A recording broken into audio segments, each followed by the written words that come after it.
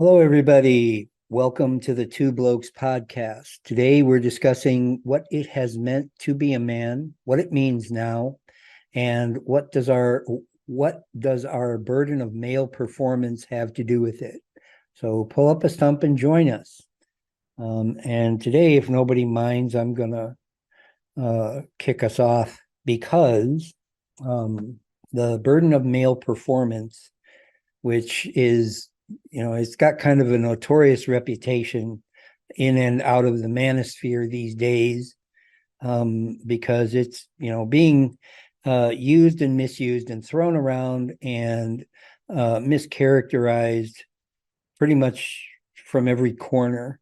And that a case could be made, that it's either bound to male DNA and it's just, evolutionary, or that it is conditioning, or that it is both, that it's a pre-existing and predetermined characteristic of most men, that is reinforced by social conditioning. And when I say is, I'm saying it has been that way for at least 10,000 years. That the burden of male performance is also referred to as male disposability.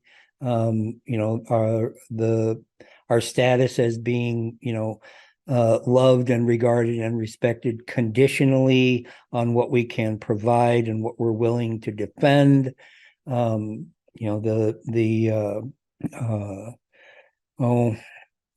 it goes by a few names, but that's basically the idea.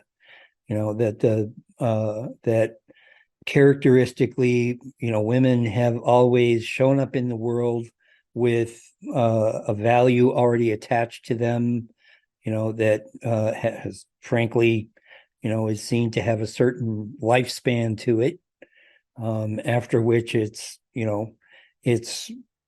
revoked with extreme prejudice, just by society, and that men show up in the world with absolutely no value whatsoever, until after they learn how to provide some.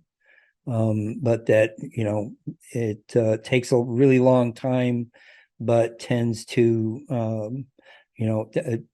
show up later, and you know is maintained as long as the man is willing to sacrifice, protect, defend, provide, all of that. And during the discussion, I guess what I was trying to point out and trying to get to the heart of was that one hallmark of this burden of performance is that over human history it's been very versatile. It's been pointed in a lot of very different directions very effectively, meaning that the this male performance has been focused in going way back, tribal conflict, right, and innovation, and competition, basically since we learned about agriculture and animal husbandry, and that it's evolved over time, in from going from tribal conflict to to intercultural war, that was not organized, to international or even intranational war that was organized, and et cetera and so forth. It's been focused on things like education and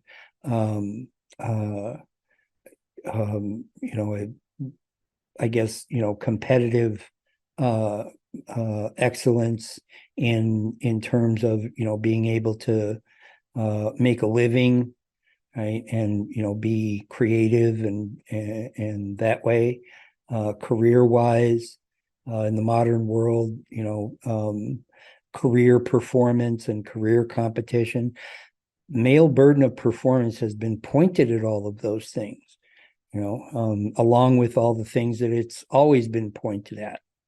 But the culture of today has been pressuring us to point it at ourselves, and to point it at each other, right? To perform for ourselves and for each other. And you can say what you want about how we're supposed to be performing, that everything from telling us to fix ourselves and to perform better when it comes to our emotional life, right? And our mental well-being, and I've always maintained, well, not always, but lately I have certainly maintained that, I look at myself as, proof that to one degree or another, that can be done. The burden of performance that I take on that way. I take it on in order to manage my emotions and to manage my mental and emotional well-being, and to fix myself, mission accomplished.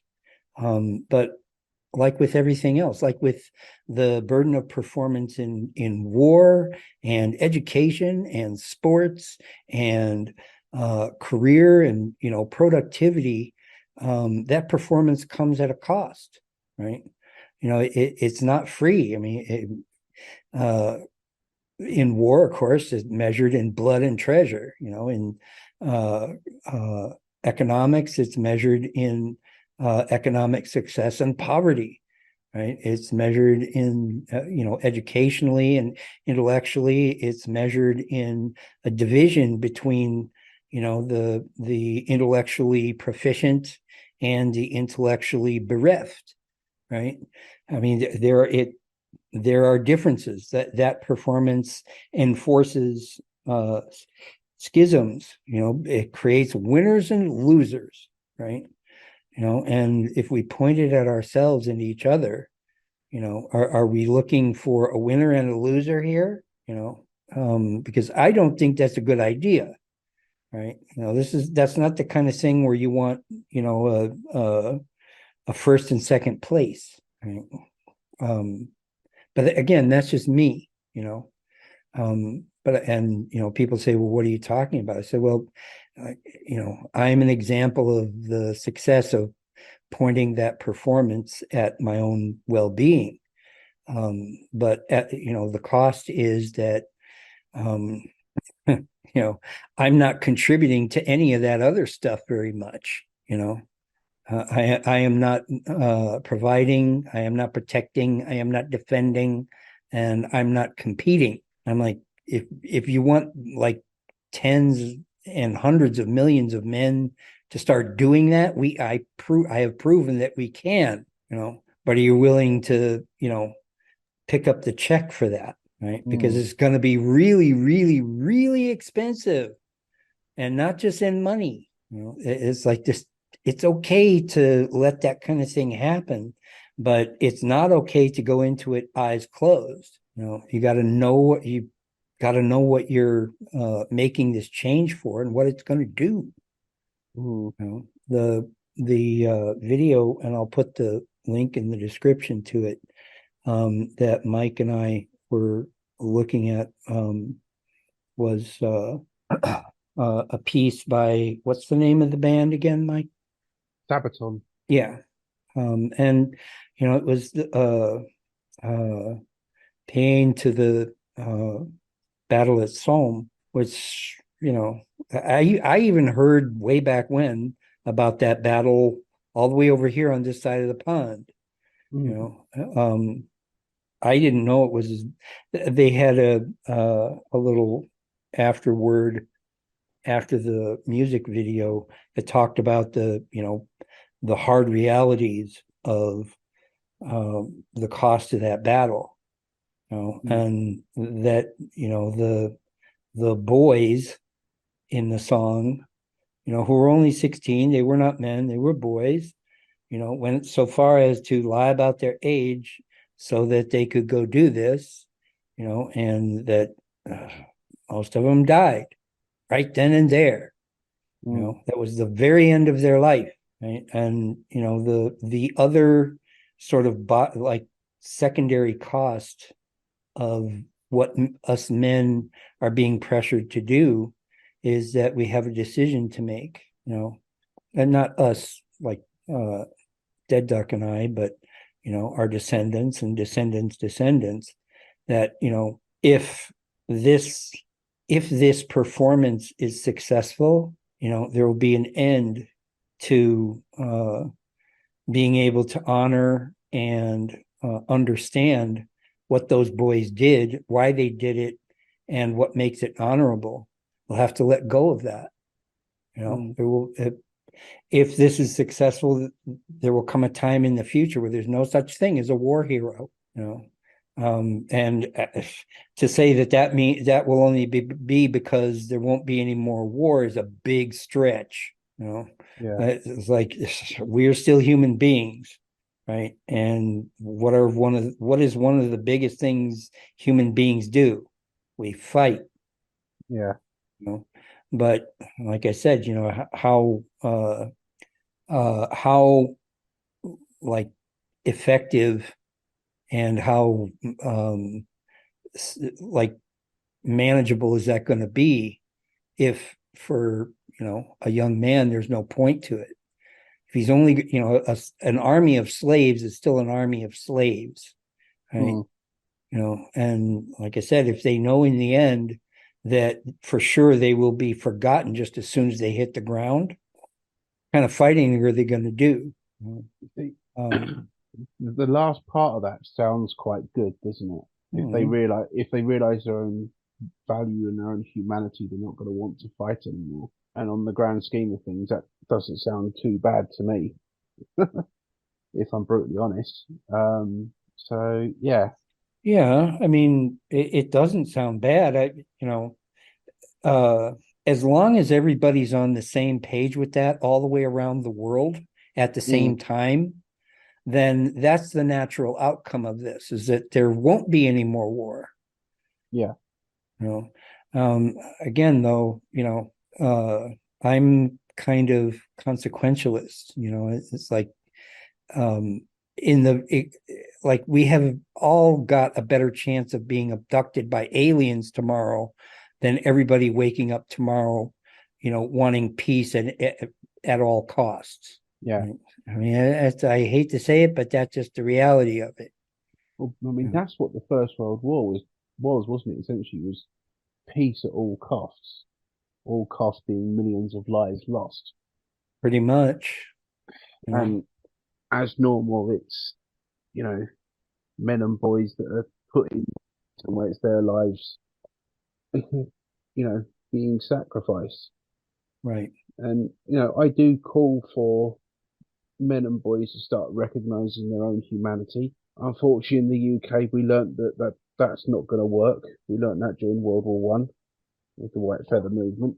The powers that be will not allow us to recognize and value our own humanity. Unfortunately, Yeah, and the this push, right? This pressure, kind of counterbalances that. It's like an insistence that we value our own humanity and our own well-being, almost a hmm demand, right? On pain of sanction, uh, and ostracism, and in my case, legal trouble. Right. I mean, I got in legal trouble, guys, and it was because I just didn't give a damn about myself. And that, the good news is that upset everybody, right? mm The bad news is what they did about it was ineffective.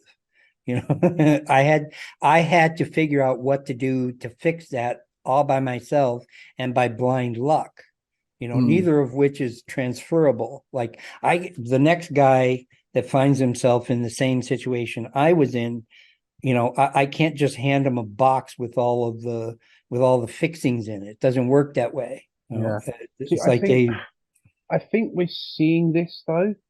We are seeing more and more young men valuing themselves, and it's taking the shape of men walking away from society at large and women in general, and not wishing to engage in, I say, the more traditional aspects of life. yeah. So, No, I mean and that's a, that's basically what you've had to do yeah, to have to see yourself as having any intrinsic value.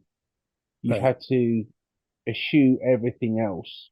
right, I mean, right. there is an argument to be made for doing that anyway, for men and women. In things are so completely fucked at the moment that it's the only thing I can suggest that we do is Well, exactly. But do again, most do we of want to the, take that risk? yeah, most of the guys taking that risk currently, they're, like I say, it's akin to, a union laborer going on strike as opposed to just dropping his tools and walking off the job site and, cussing the manager. Mm, It's like, that means nobody has anything. The job doesn't get done, but you don't get paid, you know. mm, But it's like if everybody goes to their neutral corners, right, and has a glass of water and calms down a little bit and comes back to negotiate a legitimate agreement, the union worker still gets to be the union worker, right? The manager still gets to, get the job done and get the job built, right? And mm. everybody's happy. But you got to do it that way.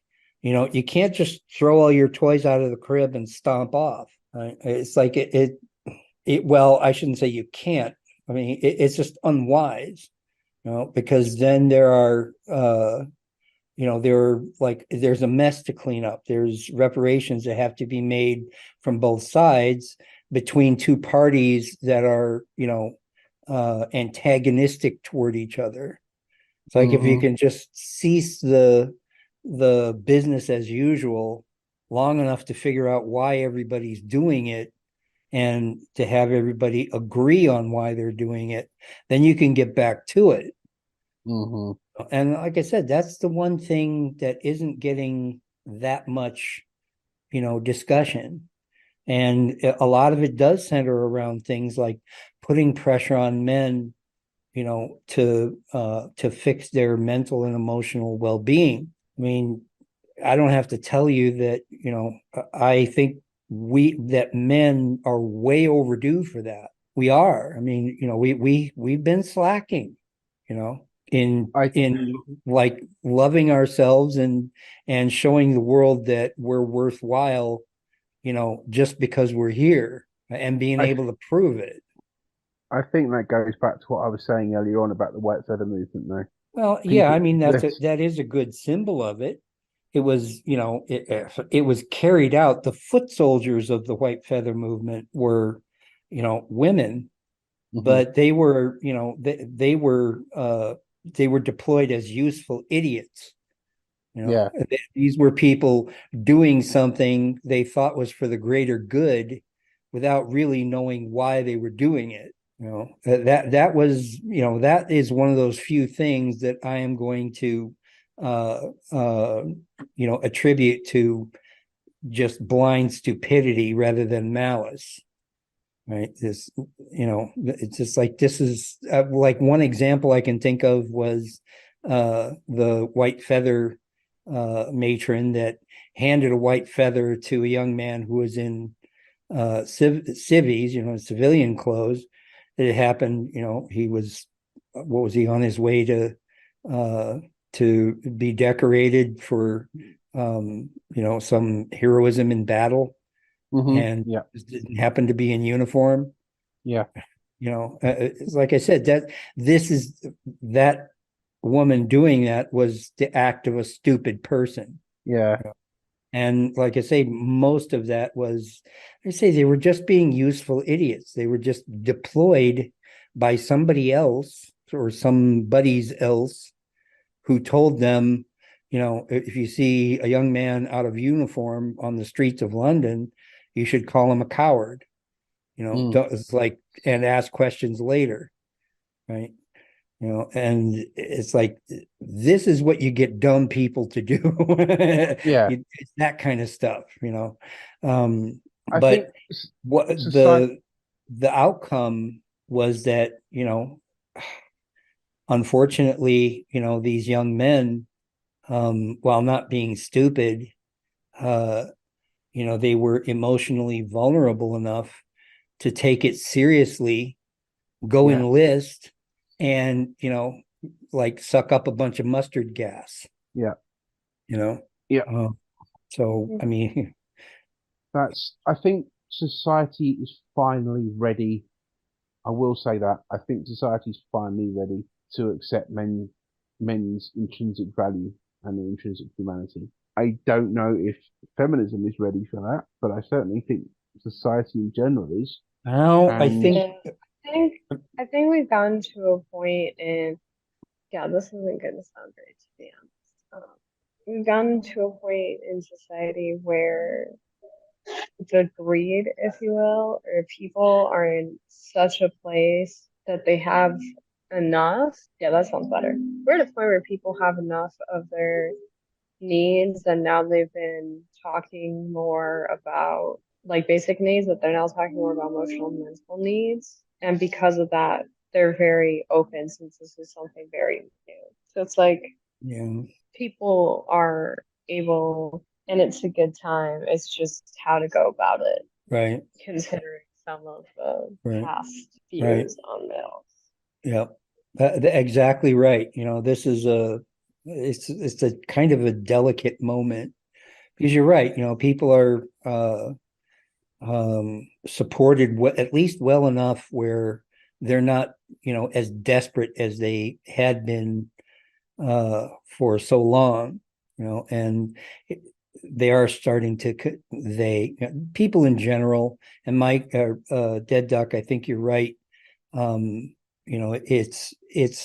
tide is starting to turn. Like I said, there's a huge mess to clean up, you know, and it's been, that mess has been uh, uh, sort of a short-sighted um, avarice or greed on the part of too many women and the negligence and overconfidence of too many men. mhm, It's like none of this would have happened if men had always been humble enough to understand that sometimes things women do can screw up their life, and it's like it's one of those things, for a long time it was kind of everybody's fault, so it's really nobody's fault, but now mm, we do have a mess to clean up, and yeah, some of that mess is residual resentment and bitterness and mistrust, right?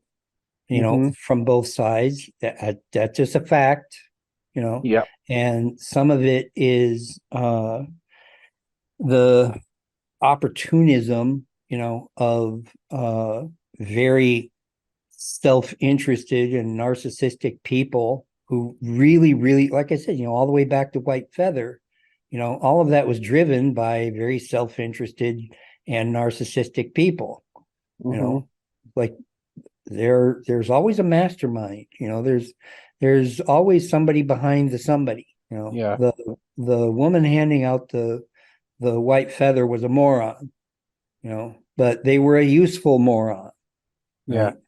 And hate to say it, but we've got examples all the way up to Big Red. yeah.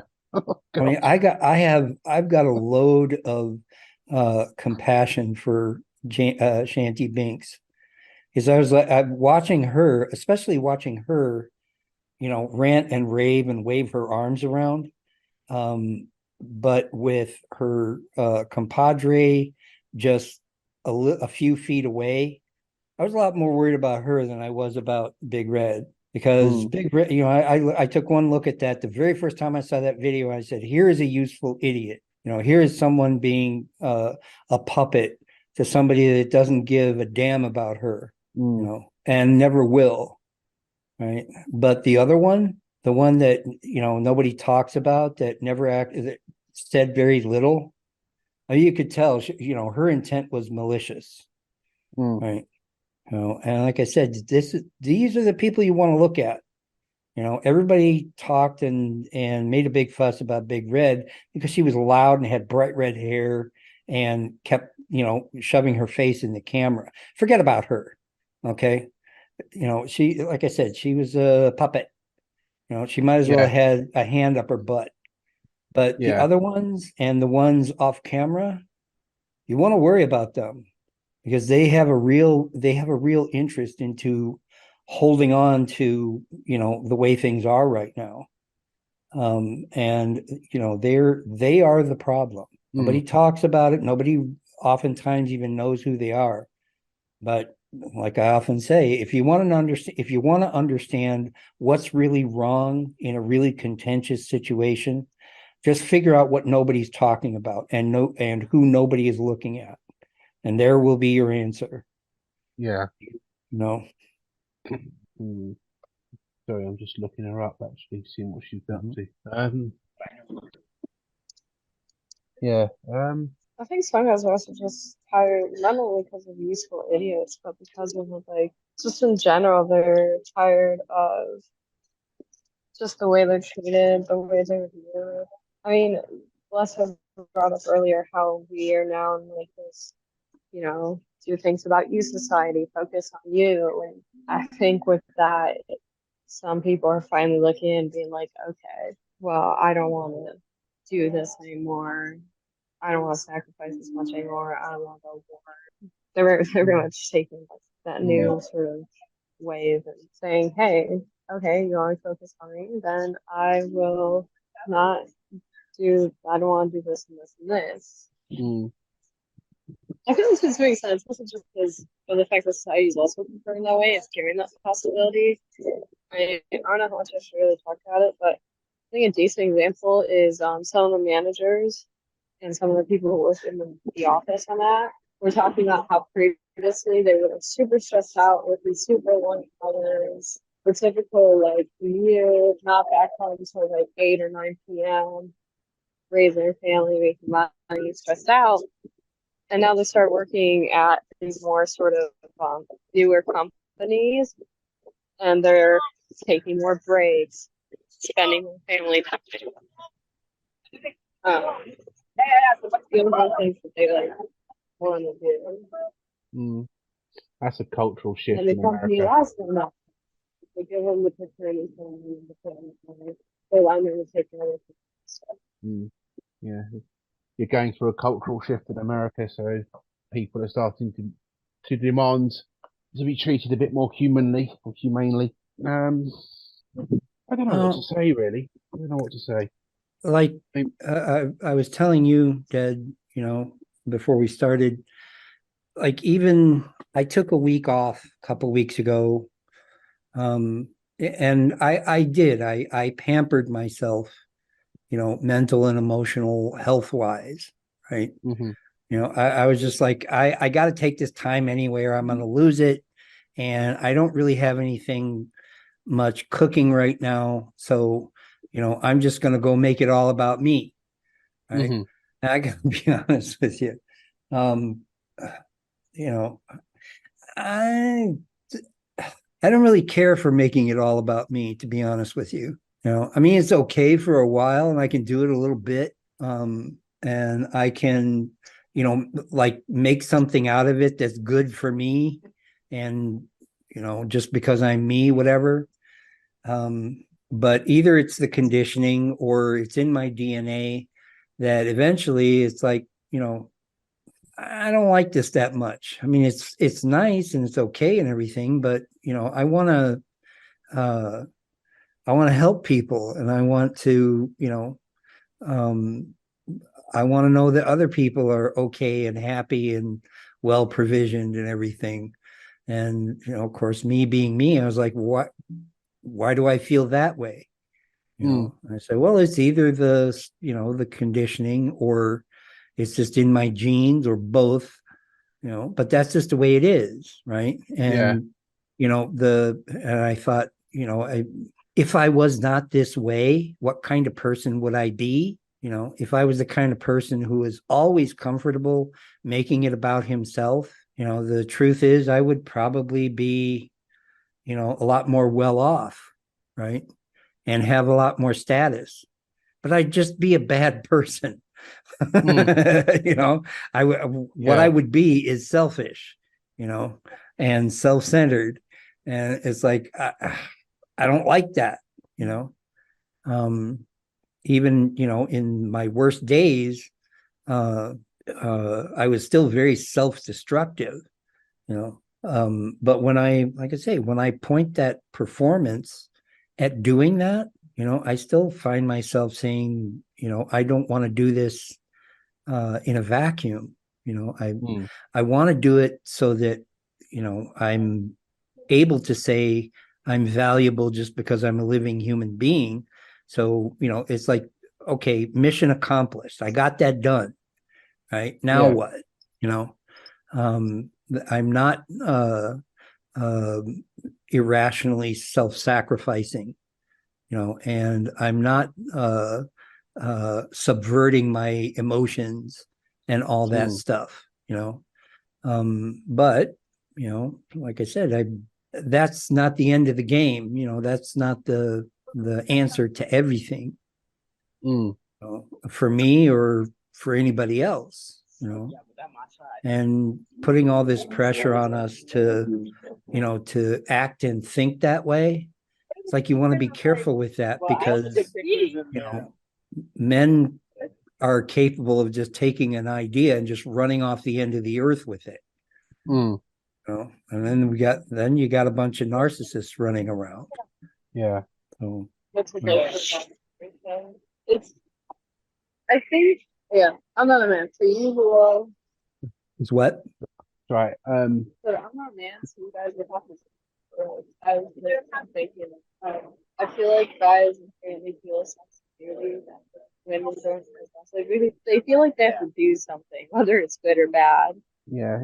How much of that is cultural though? Because I mean, we've spoken about it before, haven't we? The difference between US and UK culture, for example. Mm-hmm. There's an awful lot of pressure on men in America to conform to certain stereotypes and carry out certain duties in order for them to be thought of as a man, and in order for them to be thought of as useful as a man. Mm-hmm. So, yeah, how much is cultural? How much of it is biological? I think there is something to be said that we have an innate desire to protect that probably goes back to the early cavemen, because that was kind of the way things were. Mm-hmm. And perhaps what was a learned behavior becomes biological over time. Yeah. Well, I It's would possible. say, yeah, that, for most of human history, like modern human and pre-modern human, um, the kind of men, that were just unwilling to sacrifice, protect, and provide, probably didn't make as many babies. Yeah. So, but that it's like natural selection is a very slow and very accidental process. Mm. So an argument could be made that, it's more social selection than natural selection. Mm. But the point is, either way, it's been with us for a long time. Yes. And, if it is surmountable, if it can be overcome, do we want that? I mean, do we want for men and boys to just abandon the idea that, their primary role is provision, protection, sacrifice, and performance, and kind of just let the chips fall where they may and hope the technology can, replace that, and as well, what kind of males, because we're discussing a binary that's the vast majority, excuse me, a majority of people. What kind of males will we end up with, and what kind of culture will we have? I mean, the other spaces that I spend time in, they're very conscious of, uh, I guess, allowing, different definitions of what it is to be a man,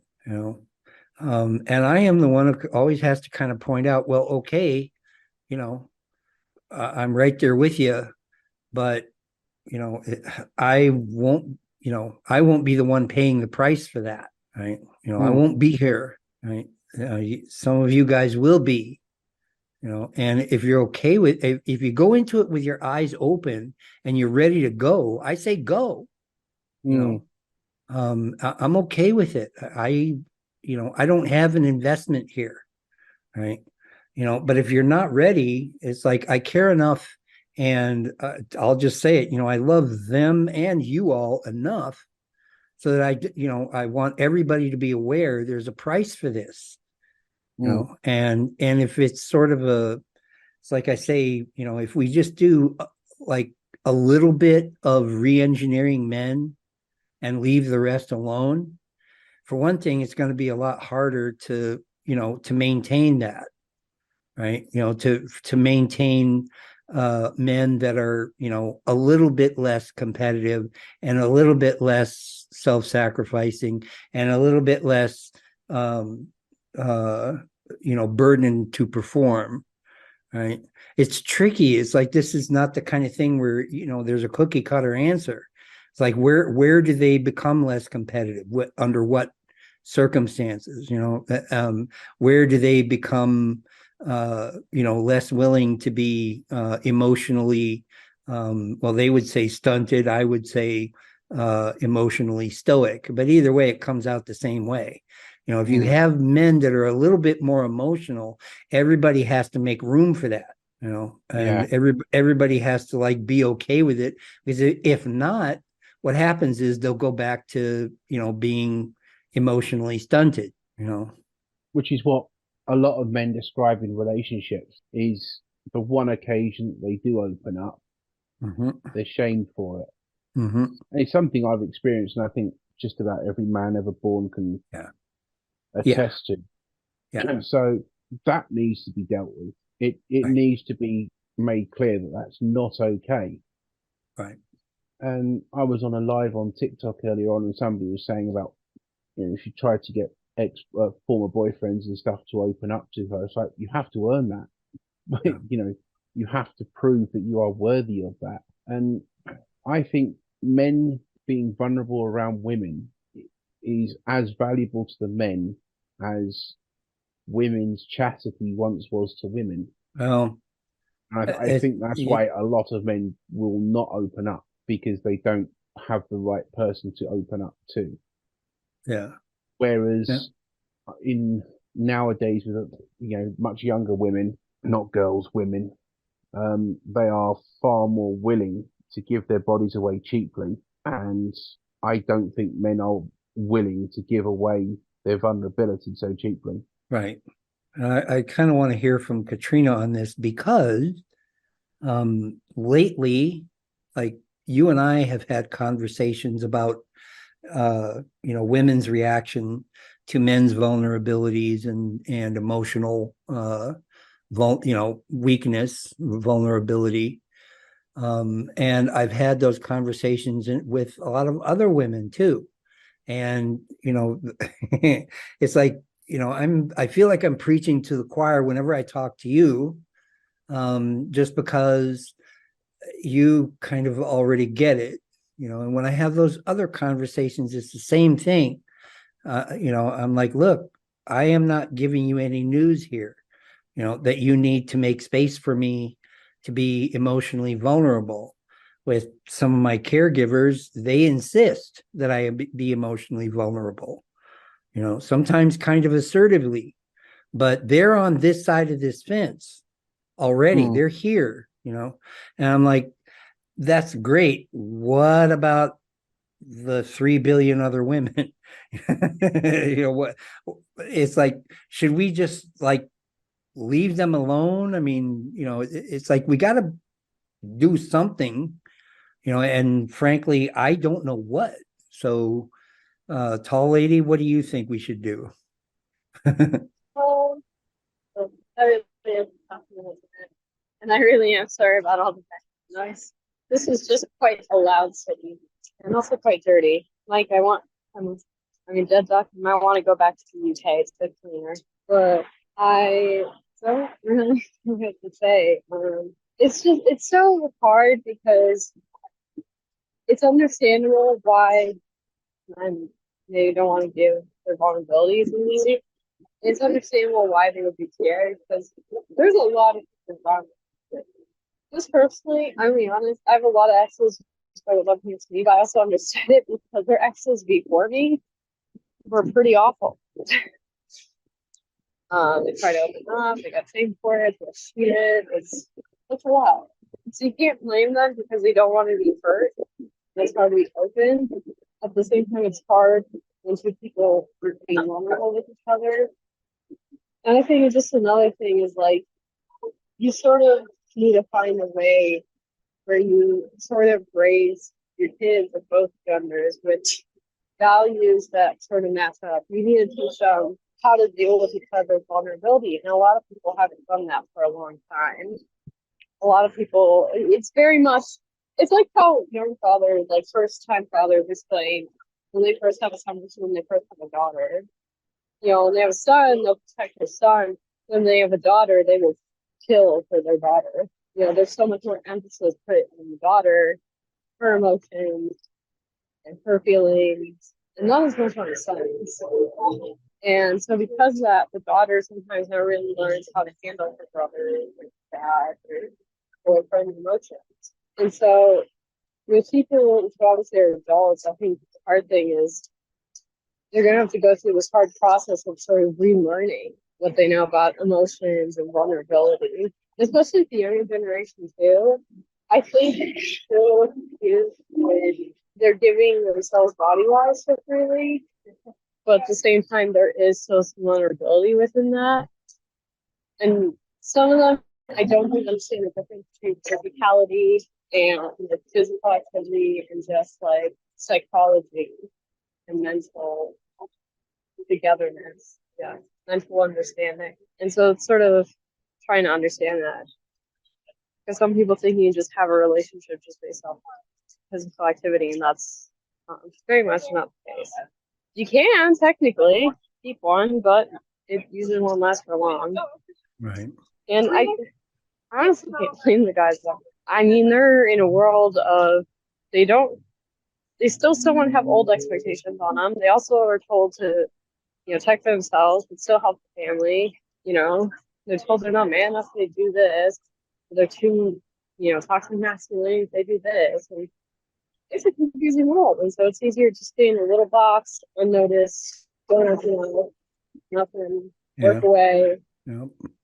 Yeah, I like that, analogy of, especially for really young men and boys, to find a box to stay in, just because most of the environment that, they're being exposed to is unwelcoming. It's dismissive of them at best, and hostile at worst. So, naturally they go find a place to hide, right? Makes sense. But, like, well, I'm kind of reminded of a friend of mine not too long ago that was asking me about, in our conversations, has she ever come across as, uninformed or ignorant or sexist toward me, as a guy? And I'm like, the short answer is no, but uh, that's because, she has very specific background and experience and training, to make sure that doesn't happen. And it's just sort of muscle memory for her, but of course she is curious, and she asks me questions about that kind of relate to the emotional and mental experience of being a guy. Right? And I tell her, like, the short answer is no, you haven't done that with me. I say the long answer is that, your very welcome curiosity shows me, not only by the questions you ask, but the ones that you don't ask, that you don't know everything about what it is to be a guy. I said, more importantly, you are never going to know what it is to be a guy because you're not one. I said, flip the coin over and, you know, you tell me a lot of things about the experience of being a woman. And, I ask you questions and display my ignorance by my questions and the ones I don't ask about being a woman. And same rules apply. She's as good as anybody I've ever met at, using her words and her mannerisms to show me what it's like to be a woman, and it all lives right up here at the front of my mind, right? It'll never land here in the kitchen, in the back of my mind, and, in my spirit the way it is for her, because I'm not a woman. So this is, these these things are, unavoidable. We can only understand so much, but I said, if you're looking for, whether I'm comfortable showing you all this, I'm like, I am, because you're comfortable receiving it. And tall lady, the same holds true for you. You are actually comfortable receiving, taking on what I tell you and what I show you, even the things about me that are vulnerable and weak and insufficient and, anxious, and not terribly masculine. And I'm like, all that makes you, though, is rare. What you have, I like to believe that, what these few women in my life have, that it's teachable, that it is transferable. But I don't know. I've come across some that, it makes them very uncomfortable to see a man be vulnerable, emotionally weak, uh, frightened, down on himself. It just drives them right up the wall. Right? And it's, I guess, terrifying. I don't know. I mean, I've never been a woman, so I don't know. But it's like maybe our last hope, to resolve these problems is that, that women can teach each other these things, and men can teach each other the things that we have to teach each other. If we can't pull that off, then maybe it's time to just shut off the lights and go home, because maybe this party's over. I think that comes down to the things that we teach our sons and our daughters, doesn't it? And it's a role parents have got to play. We teach boys how to treat a woman, but never what to expect from one. And we teach girls what to expect from a man, but never how to teach one, how to treat one. Right. And I think that's something that's got to change. Right. And like, I know a few fathers other than yourself, and a few mothers. And it's like, that other side of the instruction and the nurturing and the teaching, where like a father and or mother, according to what you're saying, has to go to their adolescent or, tween son and say, yes, this is the birds and the bees, and here's how you should treat women, and, like, tie your shoes, whatever have you. But, also to have to say, you're going to have to find a woman, or a girl, if you're young enough, that will treat you the way you need to be treated too. Right. And, here's what we recommend. Right. And then for a daughter, you have to, it's same thing, you have to prepare her by saying, here's how a gentleman caller should treat you. And, this is like, the kind of male to avoid, et cetera and so forth. However, once you find the guy that's going to, treat you properly, here is what you're going to need to do for him. And it's like all of that is just really dangerous territory. It really is. It's dangerous territory, but I think it's territory that we need to risk. Mm. If we're going to repair the relationships between men and women, I think the time for that has long since passed, and we need to get on with it. Really. Yeah. And, I guess, well, when it came to these like rules uh, for, like growing up and having a family and stuff like that, we used to rely on stuff like, the church and, the community and everything. And later on, we started trying to rely on things like psychology, and social science. The church has abandoned its post completely. It's starting to look to me like they just gave up. And the communities,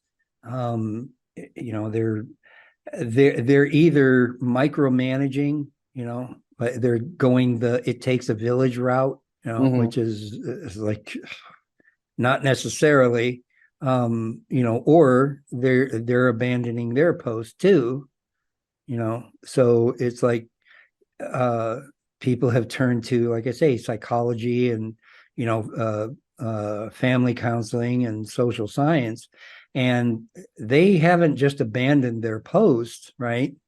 They've gone into business for themselves. They in large measure, they're doing it wrong on purpose. Yeah. And when I talk to, clinicians and therapists that are actually working with people, they tell me I have to go off road all the time. I can't go by the book on any of this because the book is all wrong. Yeah. And we can't use it. And, we have to do this training and, and like go down, check off all the check boxes and everything. But when it comes to actually, providing the therapy and the counseling, we have to do what we have to do. Yeah. So, like I said, and not all of them, well, most of them are not like that. Most of them want to have a checklist, and they want a, can't miss cookie cutter solution, because then they can have success and be successful. But unfortunately, you gotta learn to stop cookie cuttering life and simplifying it. So we can't solve things through the current simplification method of let's just make everything easy and ignore the other problems. Yeah. That's one of the reasons I think I personally favor like I say, the therapists that have some general background in social work. I don't know if you guys know, but being a social worker is a very difficult, thankless, and sometimes dangerous job. But it does put you directly in touch with the people who really do need help. People that stick with the psychology and psychiatry side, the more medicalized side. Unfortunately, to many of them, you guys remember a few years back the APA guidelines that were published and distributed for providing therapy to men and boys. Yeah. The infamous APA guidelines, and say my provider and her partner looked at that and looked at each other and said, thank God we're social workers and not psychologists. And they just threw it away, Yeah. because it's like, there's nothing of value here. And in fairness to the APA, I'm going to go out on a limb here and, just basically say that they probably felt like they had to do something, and they spent a lot of money. I think it was upwards of $13 million, and 11 years of research. But the trouble is, all they had to go on was people like, Michael Flood and Michael Hmm. Kimmel and, the Mikes and, these very cherry picked and motivated research, that basically was a conclusion in search of supporting evidence. So Yeah. what they ended up with was the APA guidelines. And it's like, we know that it's like, I'm not one of these people that says this could never work for anybody, right? I'm saying it is possible that those guidelines could be of some use to some men in some situations, just not very many. And Those in the meantime, those go ahead. guidelines were going to put more people in body bags than they were ever going to help. To be Right. honest with you. It wasn't only that, it was, again, only applicable to a tiny few guys. It was the damage that was going to be done, imposing it on all the guys that it should never have been, exercised on. Mm. When I think about a long way back, I watched a movie called The Mask You Live In. It was a documentary that was produced by Michael Kimmel, among Yeah. others. And my therapist and I talked at some length about it, and remarked on the vulnerability of these men. That they were just driven to a place where they actually had to break down and be open. But I told my therapist, and she agreed. I said, all of this is aftermath. All of these are these guys have lost everything already. I mean, the end cap on it was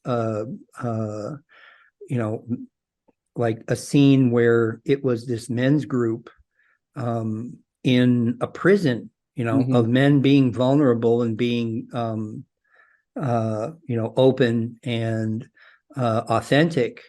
So these guys are in prison, you Yeah. know. They're, I mean, maybe they're, emotionally and mentally okay now. They're not free, you know. Mm. This is the, closing the barn door after the horses at the other end of the pasture. Yeah. And it's like, while I, while I appreciate, just demonstrating that men can be this way as we can, that if you wait until everything is horrible, before you can get this guy to be that way, it's too late. It doesn't matter whether he's, emotionally vulnerable and honest anymore. Damage Hmm. is done. Family's gone, you know, Yeah. uh, career is over, right?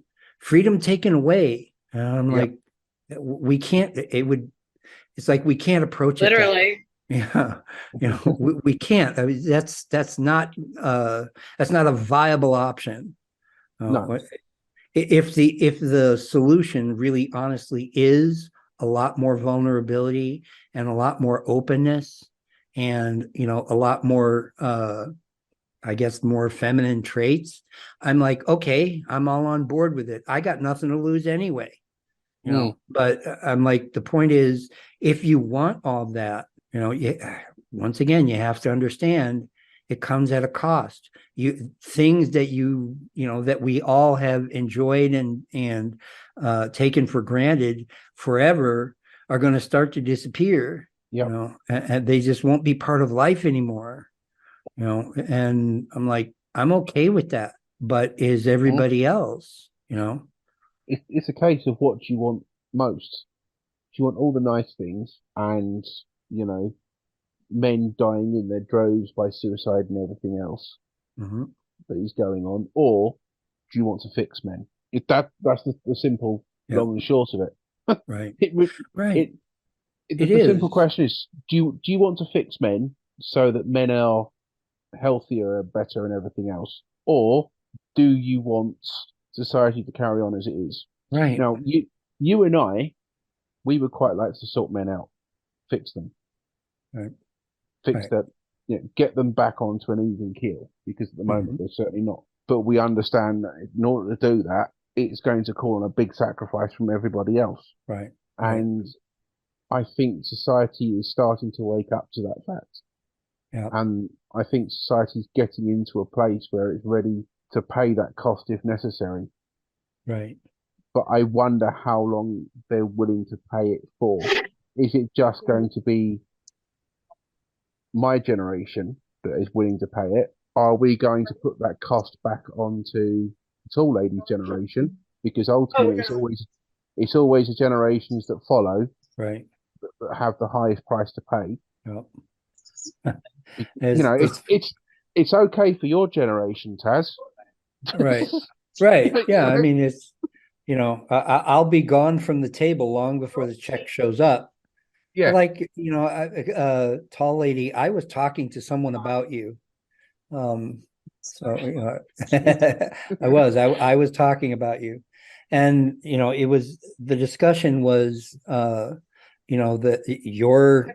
your cohort, your generation, seems to suffer this kind of ironic and gloom and doom pessimism. That you're not, yeah, yeah, that you're not loaded with positivity. And I said, well, as it happens, I'm familiar with one or two of them personally. I said, that's probably true. I said, my one friend, meaning you, uh, she's not just like a little ray of sunshine. She's pretty, yeah, pretty, I would say, pragmatic. I said, here's the payoff. Large groups of people that are pessimistic and pragmatic are also prepared, and kind of ready to face difficulty, and to not, just try to hold on to, like past prosperity. You have stuff to take on that like my generation didn't when we were your age. Right. And I said, that really is good news. That's a good thing that you'll be prepared to to face adversity because you will, and I'd say the only thing that I kind of harp on, I guess, is that um the like the people that you spend time with, tall lady, some of them are just as aware as you are. Some of them are not, and they might resist, hearing the truth, hearing things, hearing reality. um but it's the more of them that are as aware of you are, the easier it will be for you personally. If you have to deal with it just in small clumps of people, it's a real pain, and it is very frustrating and unsatisfying. But if everybody is kind of on the same page, and everybody is kind of willing to roll up their sleeves, it's not that bad. I mean, it's not great, but at least it's less lonely. People ask me, why I stay, involved and engaged, and even though it is lonely, because it is, I'm a lonely dude, right? So, well, it's worth it though, because the people that I spend time not being lonely with, I know that they're really with me, right? And they really, they believe in the same things I do. Maybe not quite the same way, but they do. And I said that makes it worthwhile for me, because Dead Duck, as you pointed out, I'm not paying for this like party anyway, so I might be stuck off in a corner somewhere, but when the bill comes, I won't be here. Yeah. Anyway, guys, any final thoughts before we close off? Oh, not really, no. It's one of those subjects. I think we've covered it in sort of bits and pieces before, haven't we? Mhm. Just going back on just quick the generational cost thing. You don't have the same cost in your generation that I had to pay, or potentially have to pay, or that the tall lady would have to pay, but yours was different. You come from the immediate post Second World War generation, and so there was the price to pay from the Second World War in getting everyone back, getting things back onto an even keel, and then obviously you had the Cold War, which threatened to finish everybody off. So each subsequent generation has had a potential price that they have to pay. Yeah. But I think we've gotten to the point now where that cost is going to be so extreme that it's not going to take a nuclear explosion to completely finish off humanity. Yeah, but it's a lot, the good news is though, it's a lot less immediate and critical. And there are more options under the people's control. And one thing about the Cold War was, basically we grew up thinking that people very far away could cause us to all be vaporized at any time. I was like, well, I hope that doesn't happen. you know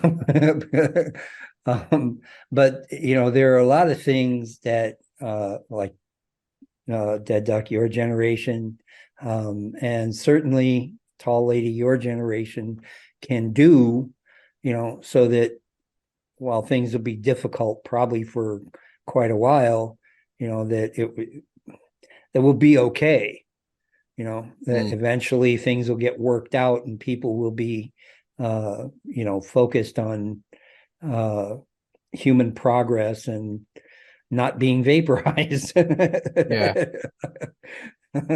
So, and Tall Lady, any final thoughts? I am going to leave this on a positive note.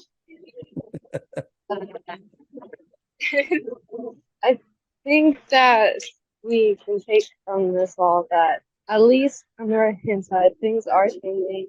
They're becoming more open. And although, as Duck pointed out, everyone's had their sacrifice, I think we've reached a point, hopefully people have to take less sacrifices and have to start really sitting around the table. You finally get to be like, okay, let's start trying to figure out how to slightly heal the damage.